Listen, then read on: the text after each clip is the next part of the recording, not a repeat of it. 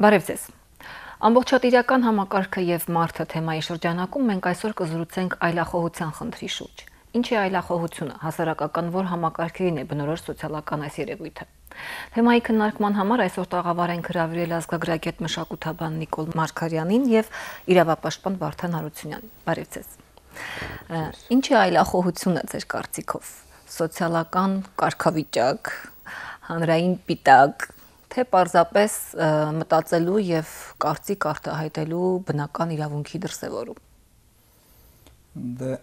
կարծիք արտահայտելու բնական իրավունք պետք է որ դրսևորեն բոլորը, ովքեր որ կան, ապրող, մտածող մարդը հասարակության մեջ, բայց որպես կանոն տոտալիտար համակարգերում բռնատիրության ժամանակ չափազանց քիչ մարդիկ են լինում, ովքեր որ իրենց իրավունք են վերապահում, իրենց կարծիքը բարձրաձայնել։ Եվ երբ նրանք իրենց կարծիքը բարձրաձայնում են եւ ընդհանուր հոսանքից կտրված են լինում, ընդհանուր հոսանքին դեմ են լինում կամ ընդհանուր հոսանքից դուրս են լինում, պայմանականորեն նրանց անվանում են այլախոհներ։ Դա կարծում եմ տերմին որպես կարող է դիտարկվել, որովհետեւ այլախոհները բազմազան են։ Մեկը դեմոկրատ այլախոհ է, մեկը ազգայնական այլախոհ, մեկը ծայրահեղ հեղափոխական այլախոհ, այդ բոլորին ընդհանուր տերմինով ասում են, հետո նոր սկսում են արդեն դասավորել բաների մեջ, ում որտեղ տեղավորել։ Բոլոր դեպքերում այլախոհությունը որպես երևույթ ավելի բնորոշ է ամբողջատիրական տոտալիտար համակարգերին։ Այլախոհությունը որպես երևույթ կարծում եմ հենց նրանց է բնորոշ, որովհետև ազատ հասարակություններում, ժողովրդավարական հասարակություններում խնդիր չկա նրանց տարանջատելու կամ ասենք այլախոհության մասին խոսելու։ Ցանկացած մեկը կարող է լինել այլախոհ եւ հենց այլախոհության վրա է հիմնված ժողովրդավարական հասարակարգը։ Տարբեր կերպ մտածող մարդկանց հավաքույթ է ժողովրդավարական հասարակարգը, այդպեսին պետք է լինի գոնե։ Իսկ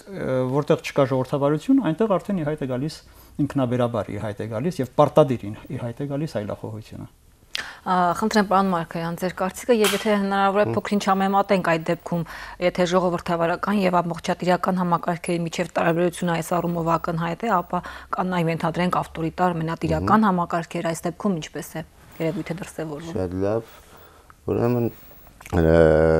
լայն համատեքստում այլախոհությունը դա ազատ քո սեփական կարծիքը արտահայտելու հնարավորության օգտագործում է։ Եվ այդ տեսանկյունից այլախոհությունը կարող է դրսևորվել ցանկացած տիպի վարչակարգի պայմաններում, լինի տոտալիտար, ավտորիտար կամ ուրեմն ժողովրդավարական, որովհետև բոլոր վարչակարգերում էլ պաշտոնական մակարդակում սովորաբար որևէ ժամանակահատվածում որևէ գաղափարախոսություն է իրականացվում։ Ամեն ինչ չեն բերում լցնում, ասենք գաղափարախոսության մեջ, ասենք ինչպես է Ամերիկյան Միացյալ Նահանգներում կամ դեմոկրատական ուժերն են եկել իշխանություն, իրենք իրականացնում են իրենց գաղափարախոսությունը։ Եկել են ազատական ուժերը կամ հանրապետական ուժերը, կներեք, իրենք իրականացնում են իրենց գաղափարախոսությունը եւ այդ պայմաններում բազմաթիվ այլ ուրեմն կուսակցական լեգիտիմ ուժեր, նաեւ ոչ ֆորմալ ուժեր շարունակում են ազատորեն մամուլի միջոցով, քրագանության միջոցով արտահայտել իրենց տեսակետները։ Դրանք էլ են այլախոհության դրսևորումներ։ Իսկ եթե այնուամենայնիվ փորձում ենք խորհրդային համատեքստում տոտալիտար դա դիտարկել, ապա այլախոհությունը ստանում է բացասական երանգ։ Դա բադ բան է։ Եվ կարծում եմ, որ այդ հասկացությունը հենց այդ խորհրդային համակարգում էլ ծնվել է որպես վատ երևույթ, այդպես բնորոշել են այն բոլոր մարդկանց, ովքեր կարող էին որևէ տեսակետ հայտնել կամ որևէ վարք դրսևորել, որը ուղղակիորեն չէր համապատասխանում խորհրդային վարչակարգի հրապարակած քաղաքականությանը ամենատարբեր ոլորտներում, քանի որ խոսքը ամբողջատիրական համակարգի մասին է, դա կարող էր վերաբերել ոչ միայն քաղաքականությանն, այլև տնտեսությանը, կրթությանը, արվեստին, անգամ կենցաղին, թե հարևանը ինչպես պետք է իրեն պայի կամ ամուսինը ինչպես պետք է պայի։ Այդ բոլոր ոլորտները վերահսկվում են։ Եթե նկատվում էր ինչ-որ շեղում, ապա դա արդեն իսկ այլախոհական պիտակ ստանալու տարբեր հնարավորություն ուներ եւ դա էլ է շատ հետաքրքիր։ Այդ մարդը, որ շեղվել է, առաջին հերթին ներկայացում էր ոչ թե գաղափարախոսության թշնամի, այլ հասարակության թշնամի, մյուսների կոլեկտիվի թշնամի։ Քանի որ առաջարկեցիք ավտորիտար համակարգի հետ էլ համեմատենք, ասեմ, որ ավտորիտար համակարգը այդպես տոտալ վերահսկողություն սովորաբար չի իրականացնում։ Եվ բացի դրանից այնտեղ քաղաքականություն սովորաբար իրականացում է մեկի անունից, ավելի շատ, քան թե կուսակցության անունից կամ հասարակության անունից։ Եվ քաղաքական ավտորիտար կամ մենիշխանական վարչակարգերին ավելի բնորոշ է գլխավորապես քաղաքական ոլորտը վերահսկելը, իրավական ոլորտը նա հայտնվում այդտեղ եւ տնտեսականը։ Սովորաբար կրթություն, արվեստ, կենցաղ դրանք ազատ են եւ այնտեղ կարող ես ազատորեն քո մտածածը, ասենք, անել արդեն չգրված նորմերի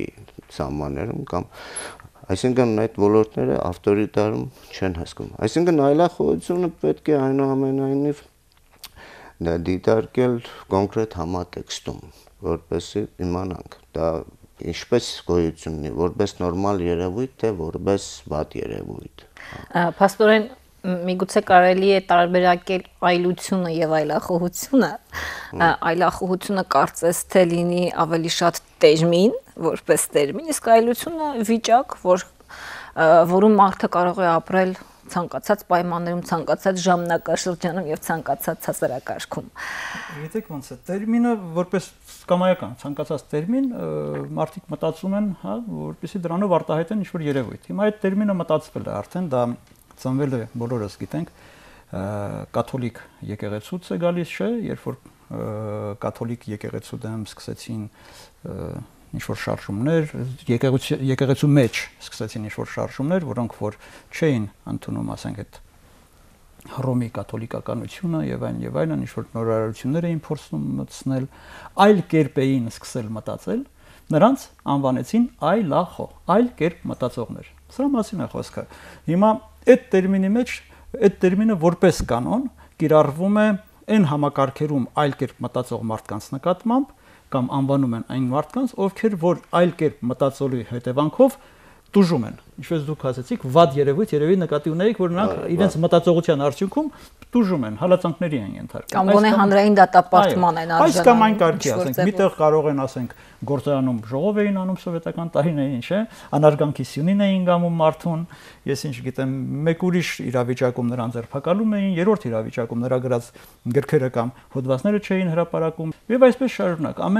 բայց այդպես վարվում էին միայն նրանց հետ, ում երկրի բարձրագույն իշխանությունը, նրանք ովքեր որ իրավունք ունեին, իրենց իրավունք էին վերապահել, ասել սա ճիշտ է, սա սխալ, նրանք երբ որ վերևից հանձնարարություն իջեցնում էին, որ սա այլ կերպ մտածող է, սրան հարկավոր է հալածել, սրան հարկավոր է դատապարտել, սրան հարկավոր է դատել։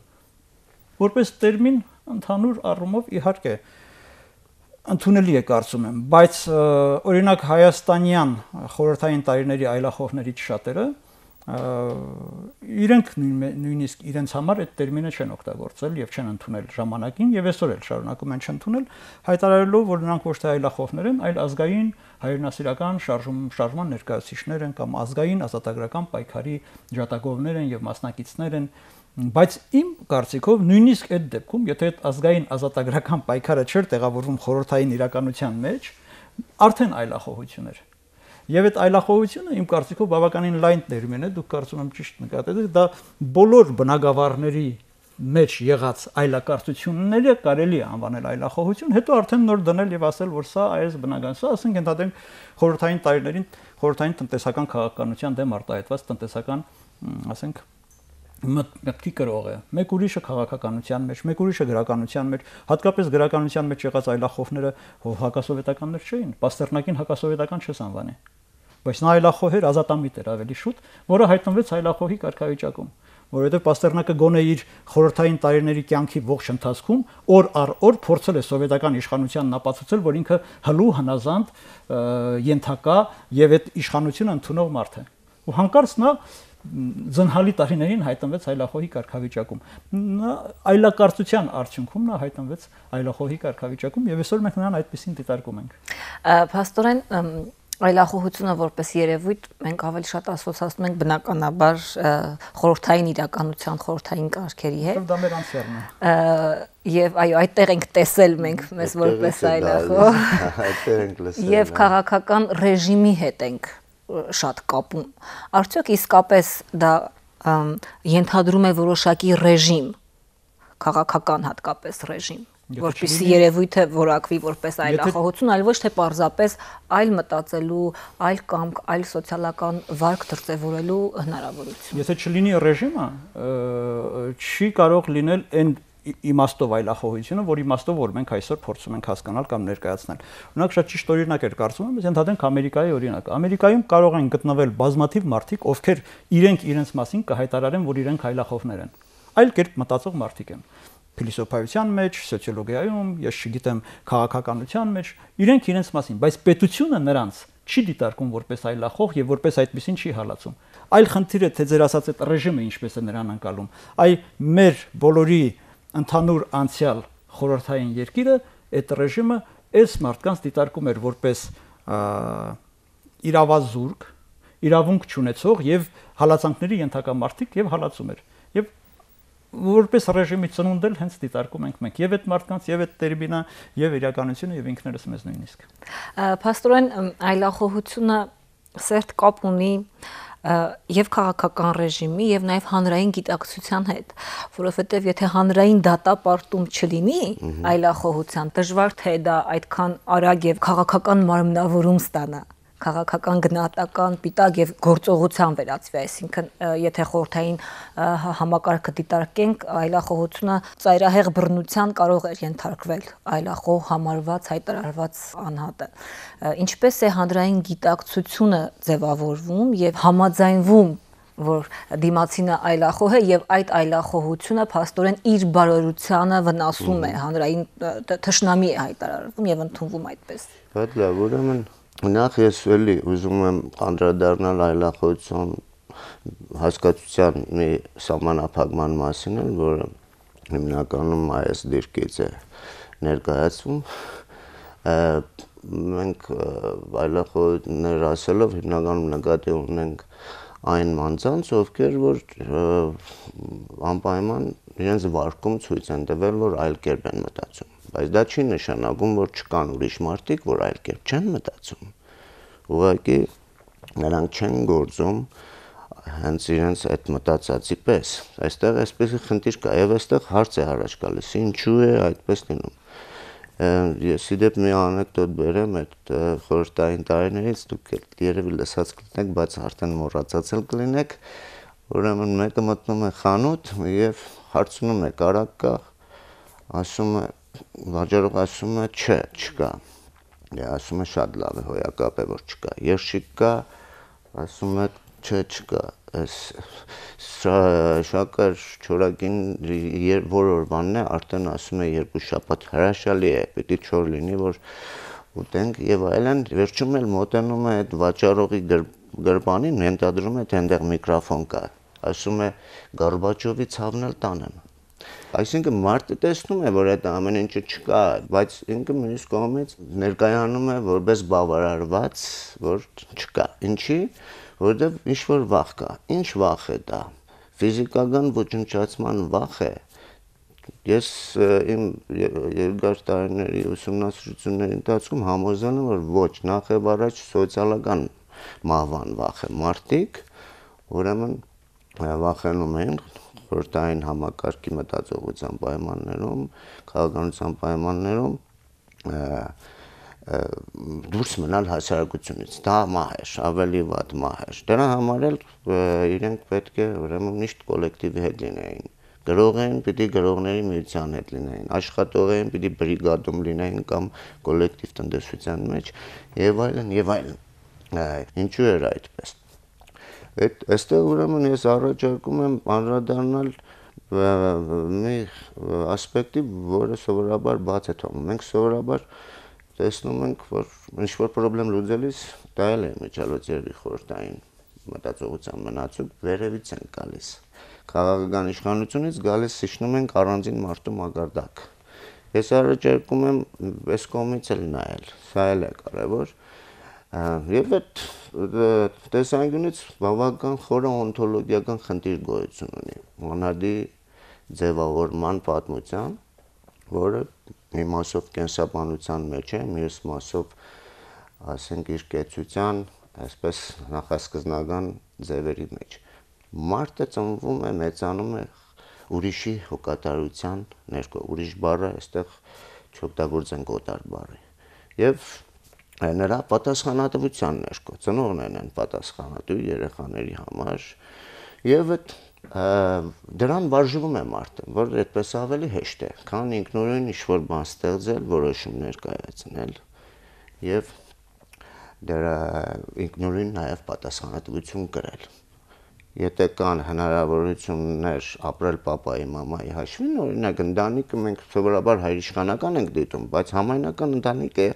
ինքը տոտալիտար է իր ամբողջ էությամբ։ Տեսեք, մի քանի բան ասեմ, երևի կհամոզեմ։ Հայրը եւ մայրը,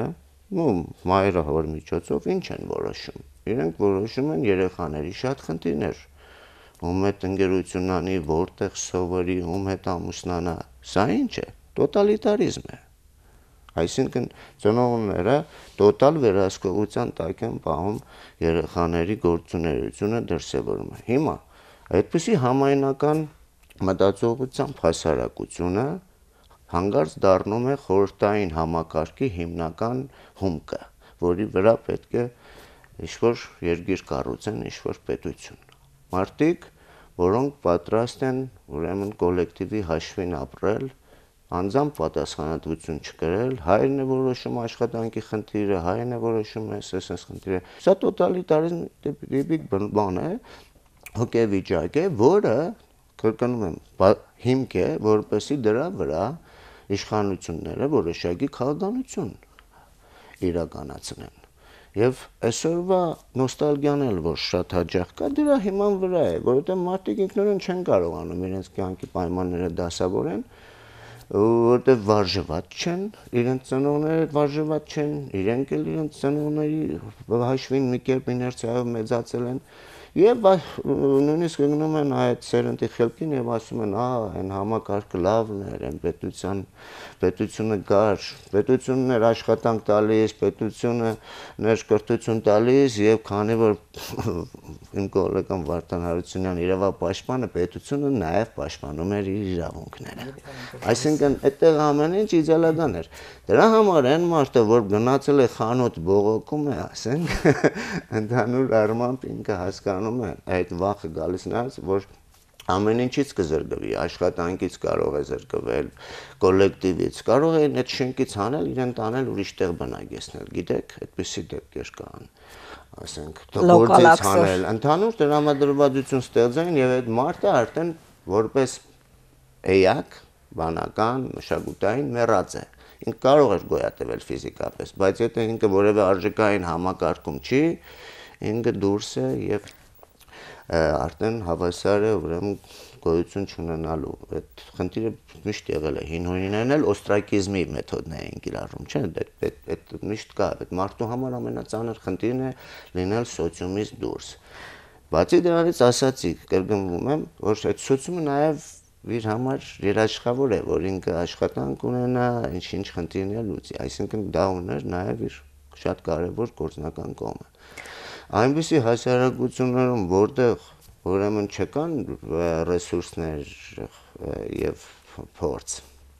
բավականին, որպեսզի երիտասարդները, ասենք, ինքնուրույն ինչ-որ իրենց խնդիրները լուծեն, մեծ հնարավորություն է, որպեսզի ուրեմն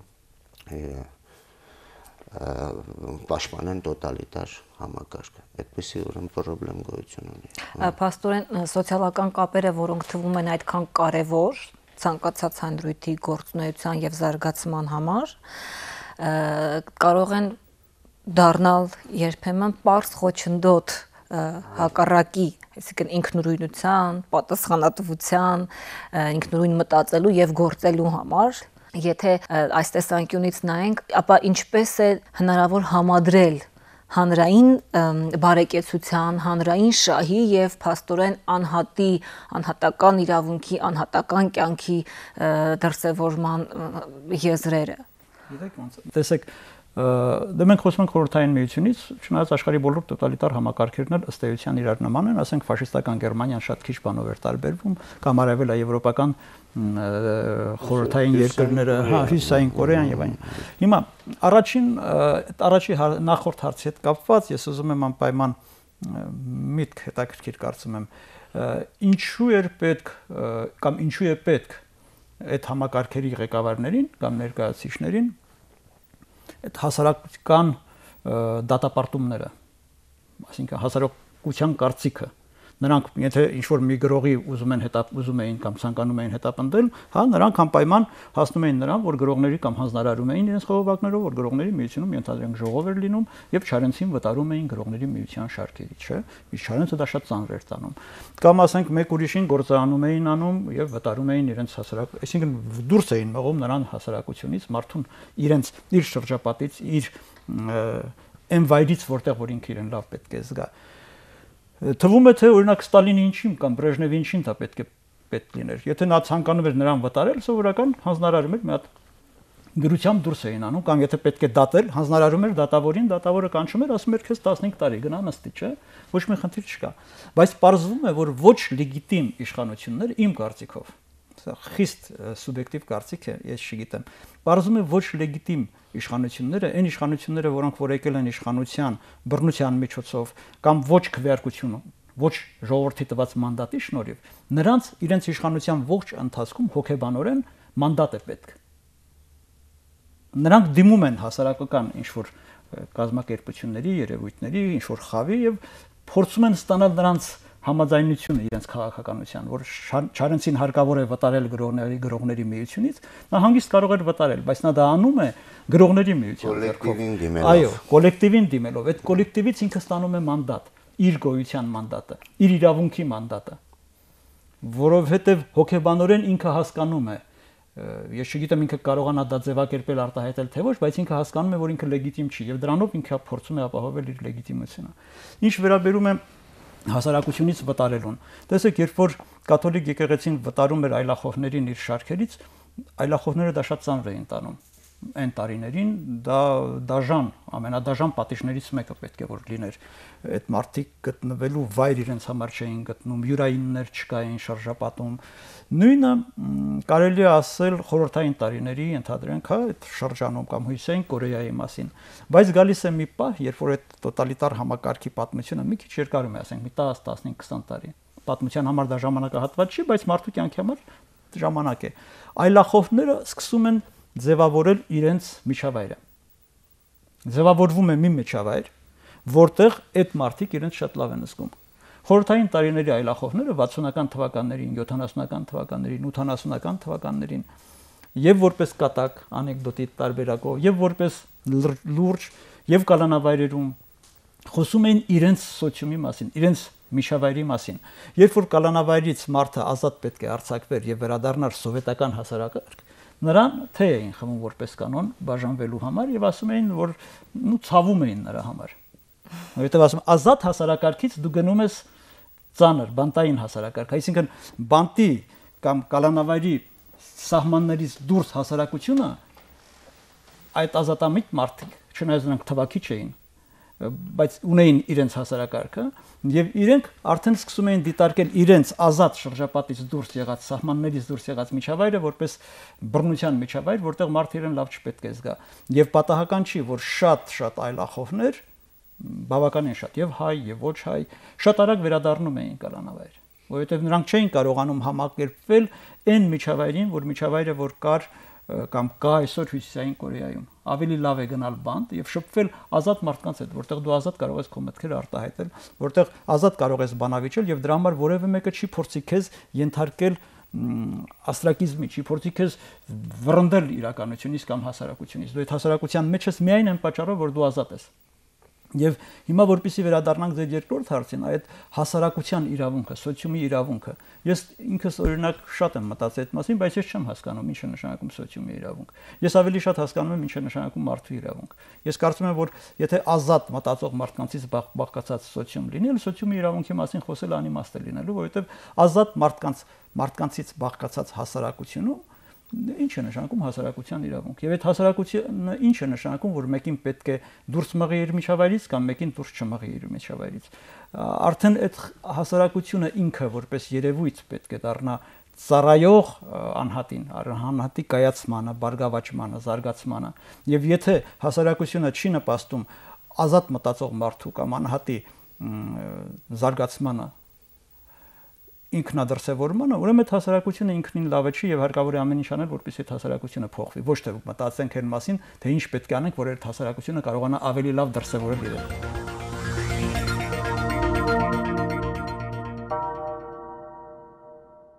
Շարունակում ենք զրուցել այլախոհություն թեմայի շուրջ, ամբողջատիրական համակարգը եւ մարդը թեմայի շրջանակում։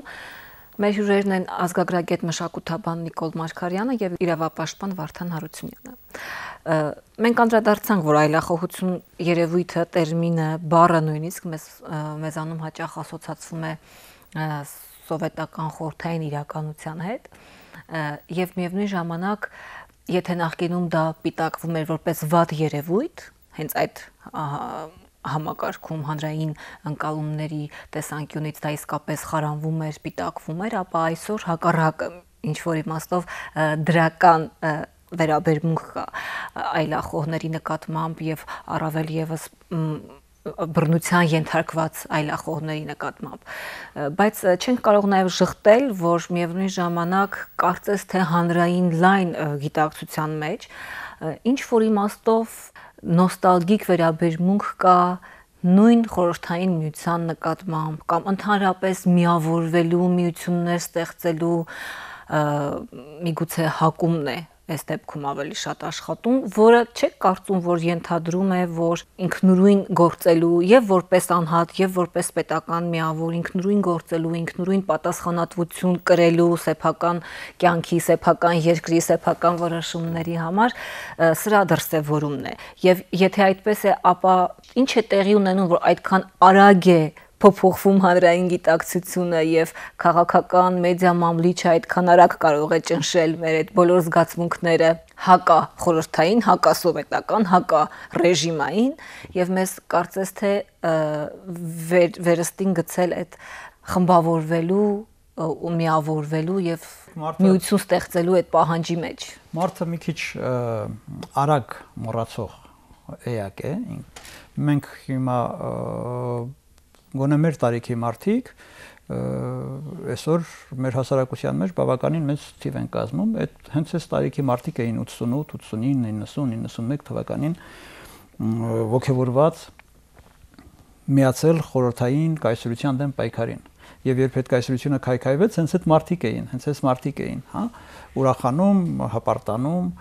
հենց այս մարդիկ էին, որ սկսեցին հիմնադրել անկախ հանրապետությունը մեր կամ Վրաստանի մեր հարևան անկախ հանրապետությունը կամ ենթադրենք Ուկրաինայի անկախ հանրապետությունը եւ այդ բոլորս ողջավորված էինք դրանով, համարում ենք, որ նոր թվագրություն է սկսվում, նոր կյանք, նոր հնարավորություններ։ Իրոք ստեղծվեց, ես կարծում եմ, նոր թվագրություն, նոր կյանք, նոր հնարավորություններ, բայց քանի որ մենք եւ մեր հարևանները նաեւ չկարողացանք կայանալ, չկարողացանք մեր կենցաղի մասին է խոսքը ընդամենը։ Մեր կենցաղը չկարողացանք ապահովել այնպես, ինչպես որ վայել կլիներ նորմալ մտածող կամ հասկացող մարդուն, սկսեցինք մոռանալ մեր այդ ողջավորությունը եւ շատ արագ հիշել այն դատարկ խանութները, որոնց մասին որ նոր անեկդոտում հիշեցինք։ Անհանգիստ ժամանակներում ենք մենք ապրում։ Վտանգավոր ժամանակներում ենք մենք հիմա ապրում, իսկ այդ ռուսերեն բառը օգտագործեմ, հա, այդ զաստոյը, այդ ճահիճը, որի մեջ որ մենք ապրում էինք, այնտեղ անհանգստություն չկար։ Այնտեղ խաղա, իհարկե շատ վատ հոտեր էին գալիս 70-ական թվականի խորհրդային միությունը, 60-ական թվականների խորհրդային միությունը, ծանր ճահճային, ճահճացած վիճակում մի հասարակարգ էր, որտեղ մարդկանց հիմնական մասը չէր ընդունում այն գաղափարախոսությունը, որ քարոզվում էր մարդկանց, բայց մարդիկ համակերպվում էին դրա հետ, որովհետև այլ կերպ ապրել չէին կարող, գնում էին գործարան, ստանում էին իրենց 60 ռուբլին, գյուղացիներ իրենց 30 ռուբլին, որը չէր բավարարում իրենց կենցաղի համար, բայց այդ մի տեսակ այդ խաղաղ վիճակը անմիջապես սկսեցին մարդիկ հիշել, երբ որ մենք ասում ենք հիշում են խորհրդային տարիները, կամ ձեր հարցում դուք ասում եք, դա ես չեմ կարծում, որ վերաբերում է երիտասարդներին։ Դա վերաբերում է մի տարիքից բարձր, իմ տարիքի եւ ինձանից տարիքով մարդկանց, ովքեր այդ ճահիճն են հիշում, այդ դատարկ խանութներն են հիշում, բայց այդ խանութի դատարկությունը նրանք չեն հիշում։ Հիշում են, որ իրանք կարող էին գնալ խանութ եւ գնել իրենց երշիկը։ Ասում եք խանութում ոչինչ չկար, բայց սառնարաններում ամեն ինչ կար։ Հասկանում, ես մեկ կատակով կարող ես վայքից եմ ծնունդով։ Հասկանում եք, ես հիշում եմ, որ նոր տարվանը վայքում ջերմուկի համար հերթ էր լինում։ Որովհետև պլանային տնտեսություն էր եւ ենթադրենք ըստ պլանի այսքան ջերմուկ պետք է լիներ, ոչ թե այնքան եւ խանութում կարող էր եւ ջերմուկ չլինել վայքում, որտեղ որ ջերմուկ են արտադրում, հասկանում եք։ Բայց մենք դա ամեն ինչը մոռանում ենք։ Մենք մոռանում ենք, որովհետև այսօր վատ ենք ապրում։ Եվ մենք մի տեսակ իսկ մենք ապագային չենք կարող նայել, ապագան ինչպիսին է լինելու, լավը թե վատը մենք չգիտենք։ Իսկ անցյալում ինչ որ բան եղել է, թեկուզ խաղաղություն, թեկուզ հանդարտություն է եղել, եւ այդ հանդարտությունը մեզ ձգում է, մեր ծնողները մենք փորձում ենք գտնել անցյալում այսօրվա խնդիրների լուծման բանալին, որը սխալ է իհարկե։ Լուծման բանալին ապագայում է լինելու, որը պետք է կերտենք եւ կերտեն մեր երիտասարդները։ Պարոն Մարկոյան, դուք որպես դասախոս երիտասարդների հետ ավելի շատ շփվող աշխատանքի բերումով ձեր կարծիքով ինչ են նրանք տեսնում եւ արդյոք կարևորը այն չէ թե ինչ են տեսնում, որտեղ նրանք փորձառություն անցյալի չունեն, ինչպես է ձևավորվում ապագայի նրանց պատկերացումը։ Ես ասեմ, այստեղ ըստ էության երիտասարդության խնդիրը չի, ավելի շատ ուրեմն խնդիրը նրանում է, թե ծնողները տարբեր ընտանիքներում ինչպես են կարողանում շարունակել ապահովել իրենց երեխաների աշխատանքը, չգիտեմ, ընտանիք կազմելը, կրթությունը եւ այլն եւ այլն։ Եթե իրենք ապահովում են նման բաները, երեխաները հակված են ավելի շատ մնալ ծնողների պատասխանատվության տակ եւ այդ տոտալիտար հիմքերը պահպանվում են եւ իրենք էլ այսպես ասած ընդհանուր առմամբ ված չեն տրամադրված իրենց ծնողների անցյալի նկատմամբ։ Մյուս կողմից կան ընտանիքներ, որտեղ ծնողները այլևս չեն կարողանում աշխատել, ստեղծել եւ նաեւ ապահովել երեխաներին եւ այդ խնդիրները արդեն երեխաներն իրենք են լուծում։ Բարձր կուրսերից արդեն սկսում են իրենք ֆինանսավորել իրենց կրթությունը, իրենք լուծել իրենց խնդիրները եւ ծնողների իշխանությունը, վերահսկողությունը իրենց կյանքի տարբեր ոլորտներից պակասում է։ Հասկանում եք, որովհետեւ միշտ այդ պատասխանատվությունը գալիս է սովորաբար ապահովելու հետ։ Եթե չես ապահովում, չես էլ կարող խառնվել եւ թելադրել, թե երիտասարդը ինչպես։ Այդ երիտասարդները բավական առողջ են մտածում եւ իրենք շատ ավելի լավ են սովորում նաեւ։ Շատ ավելի նպատակասլաց են աշխատում։ Իրենք նման դեպքեր ունենք, այդպես երիտասարդներ, որոնք ասենք սկսել են ինքնուրույն վաստակել եւ կրթության խնդիրներ լուծել, հետո ինչ որ 4-րդ կուրսում կամ 3-րդ կուրսում հասկացել են կամ մագիստրատուրայի առաջի կուրսում, որ իրենք սխալ տեղ են սովորում, թողել դուրս են եկել։ Իսկ նրանք, ովքեր որ պապաների ուզածում են սովորում, իրենք գնում են միջև վերջ։ Ես մի հարցի եկա ուզանամ անդրադառնամ, թե Հայաստանում ինչպիսին են ընդհանրապես հնարավորությունները տոտալիտար համակարգի անցնելու։ Հաճախ լսում եմ այդպիսի խոսակցություններ, որ վտանգ կա, ես ասեմ Հայաստանում վտանգ չկա։ Տոտալիտար համակարգեր անցնելու, չնայած բավական դեռ ընտանիքների մակարդակում հիմքեր կան, դեռ շատ ընտանիքներ կան, որոնք պատրաստ են այդ պետական հովանավորության տակ մտնելով, ինչպես երեխաներն են մտնում ծնողների, այնպես է իրենց ծնողները պետական հովանավորության տակ մտնելով, ուրեմն պաշտպանեն նման համակարգը, բայց նման համակարգը, որպեսզի այդ ծնողներին ապահովի աշխատանքով եւ բարեկեցության որոշակի մակարդակով պիտի ռեսուրսներ ունենա, շատ բնական ռեսուրսներ։ Այդպիսի բաներ վիճակել են անել մեծ պետերությունները եւ տոտալ համակարգերը այդպես սովորաբար այդ հետ կայսերական վիճակներում են ստեղծվում, որտեղ ուրեմն բավական մեծ ռեսուրսներ կան գաղութների հաշվին կամ զուտ իրենց տարածքների հաշվին, այն նրանք էլ ովքեր որ մնացել են ժամանակին այդ համակարգի մի մաս են եղել, Կուբան, ասենք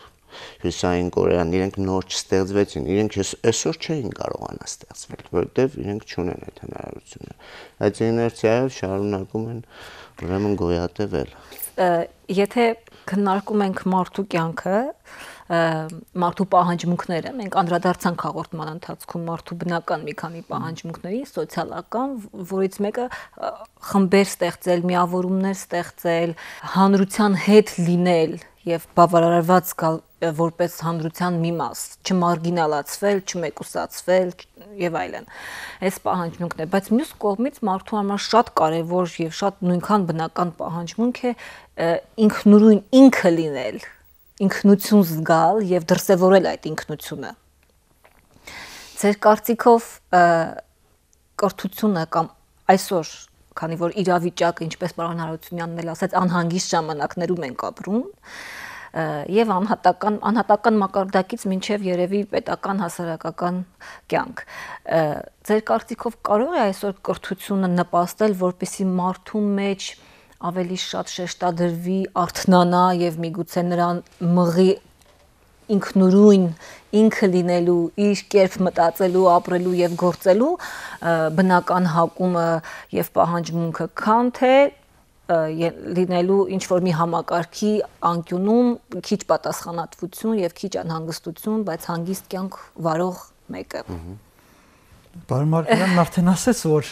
կան ուսանողներ, որոնք իրենք են պատկերացնում, բայց դրանք հանգամանքների ես որքան հասկացա, սոցիալական հանգամանքների բերումով են, դա արդյոք ինքնուրույն ընտրությունը եւ առավել եւս ներողություն,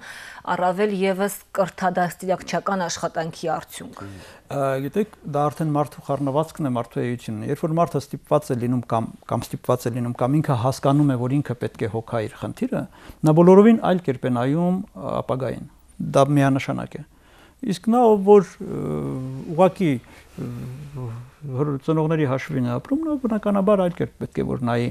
ապագային եւ չել նայի ապագային, նա հոր հետ միասին նայելու է անցյալին։ Ինչքան ուզում ես գնա կրթի, ասա այս եղանակները կա, ինքը դա չի։ Ցանկացած կրթություն, կարող եք բերել գերմանական կրթական համակարգը, կարող եք ֆրանսիական, նա չի կարող այդ մարդուն էապես փոխել, եթե այդ մարդը չունի իր մեջ այն առանցքը, որ իրեն պետք է մղեր առաջ։ Ես շատ ուրախ եմ, որ կան նման երիտասարդներ եւ շատ լավ կլինի, որ նրանց թիվը ավելանա, նրանք ովքեր որ գիտեն, որ իրենք պետք է ինքնադրսևորվեն հենց այս հասարակության մեջ։ Մեր հասարակությունը վատն է, մեր երկիրը վատն է։ Մենք ունենք խնդիրներ, մենք ապրում ենք անհանգիստ ժամանակաշրջանում, այո, ուրեմն պետք է երիտասարդը հասկանա, որ ինքը հենց այս իրավիճակում պետք է ինքնադրսևորվի։ Երբ որ կլինի խաղաղ իրավիճակ ֆրանսիական կամ անգլիական, նա պետք է հասկանա, որ պետք է այդ իրավիճակում ինքնադրսևորվի։ Ոչ թե ասենք, որ գիտեք, հիմա շատ ծանր է, պատերազմական կամ նախապատերազմական վիճակում ենք, իշխանությունները բաշիբոզուկներ են, կաշառակերներ են, մենք չենք կարողանում այդտեղ։ Ոչ, հենց այս իրավիճակում պետք է փորձես ինքնադրսևորվել, որ դու համարես, որ դու մարդ ես, որ ունես մարդ, որը քայլ ունի անելու դեպի ապագա։ Եթե պետք է մտածես, որ դե հայրս ուսման վարձակը վճարի, ճիշտ է, եթե հայրը վճարում է, ինքը ինչ խնդիր ունի փոխելու մասնագիտությունը։ Որովհետև ինքը մասնագիտության համար չի սովորում, ինքը սովորում է, որովհետև նա պետք է սովորի, նա գիտի, որ սենց է 16 տարեկանում դպրոցն ավարտեց, 20 տարեկանում պետք է բուհ ավարտի։ Այդպես գիտի։ Իսկ այն մյուսը, որը որ քայլ ունի անելու դեպի ապագա, որը ինքնաարտահայտվելու, ինքնադրսևորվելու, ինքնահաստատվելու խնդիրը դրել իր առաջ, նա անպայման փնտրում է։ Նա կարող է 5 անգամ փորձել տարբեր բուհեր, բայց նա անկասկած հասնելու է հաջողության եւ նա է ապագայի մարդը։ Շատ լավ տեսական ավարտ է, խնդրեմ պարոն Մարկարյան։ Երկու բառ ես ավելացնեմ։ Ես մի ճանապարհ եմ տեսնում, ես ցանկացած փոփոխության համար այդ ճանապարհն եմ տեսնում, որտեղ այնուամենայնիվ թեկուզ փոքրատիվ հիմա ավելի մեծացող օրինակներ կան, որ երիտասարդները կարողանում են իրենց կյանքը դասավորել, իրենց խնդիրները լուծել։ Քարոզությունը հզոր զենք է եւ այդտեղ լրատվությունը իսկապես մեծ դեր ունի։ Պետք է այդ տիպի երիտասարդներին անընդհատ ցույց տանք, որ այն մյուսները տեսնեն, որ ահա այս եղանակներ կա ու սկզբունքորեն այսպես այս տարբերակով գնալով ոչ միայն կարելի է ապրել այնպես ինչպես իմ ծնողն էին սպասում, այլ նույնիսկ ավելի լավ կարելի է ապրել եւ ազատ լինել եւ որոշել նաեւ որտեղ կաշխատեմ, ում հետ ընկերություն կանեմ, որ թաղամասում կապրեմ, ում հետ կամուսնանամ եւ այլն, մարդկանց պետք է բացատրել, որ իսկապես այս տարբերակն էլ է հնարավոր, այսպես նույնիսկ ավելի լավ է, քան այնպես։ Մնում է արդեն այդ ժամանակ կրթությունը սովորեցնի ինչպես հասնել, ոչ թե միշտ ինչ անենք ներկայացնում ինչպես եւ կոնկրետ մեխանիզմները առաջարկի այս եղանակներով աշխատանքով ինքնակրթությամբ պլյուս չգիտեմ էլի ինչ այս իմ կարծիքով ուրեմն կրթությունը դեր ունի բայց դրա նշանակությունը այսպես կոնկրետ օրինակներով պետք է քարոզել Շատ լավ շնորհակալ եմ այսօրվա զրույցի համար 1946 թվականին Լեռ Կամսարը գրում է. Եթե գաղտնիքս ձեր մեջ պահեք, կսեմ, թեև իրավունք չունեմ, բայց գաղտնիք կապրեմ տանս մեջ։ Գաղտնիքը պարապեմ երեխաներուս հետ, գաղտնիք ուրախանամ անոնց հաջողություններով, շատ գաղտնիք կգրեմ ու կհամբուրեմ անոնց թուշերը ու գաղտնիք ուլամ։ Այս բոլորը ձեր ազնվությանը վստահեցամ։ Երրորդ հազարամյակի տաղավարում ամբողջատիրական համակարգը եւ մարդը թեման կշարունակվի։ Ամենայն բարիք։